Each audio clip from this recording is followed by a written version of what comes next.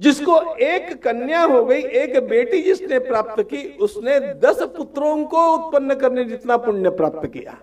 10 पुत्र समा कन्या 10 पुत्रान् प्रवर्धयन् यत् फलम लभते मर्त्य तल्लभ्यम कन्ययैकया। एक कन्या के जन्म से उतना पुण्य प्राप्त होता है जितना पुण्य 10 बालकों को जन्म देने से प्राप्त होता है। यह कन्याओं की महिमा। और आपको सिखाया यह गया कि इस देश में कन्याओं को, महिलाओं को रौंदा गया। स्त्री शिक्षा के बारे में हमारे देश जितना अग्रगण्य देश दूसरा कोई भी नहीं था, कोई भी नहीं था।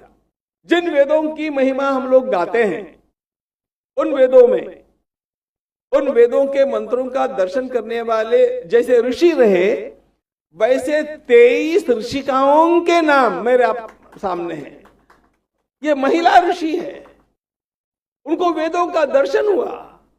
नाम पढ़ो, विश्ववारा, ममता, घोषा, अपाला, शाश्वती, वाग, सूर्या, मैत्रेयी, रोमशा, जूहू, लोपामुद्रा, वागाम्भृणी, पौलमी, जरिता, श्रद्धा, अदिति, आत्रेयी, उर्वशी, यमी, ये सारी लंबी सूची। इन सबको वेद मंत्रों के दर्शन हुए हैं, जिनका ज्ञान सर्वोच्च माना गया। ऐसे ऋषि है याज्ञवल्क्य।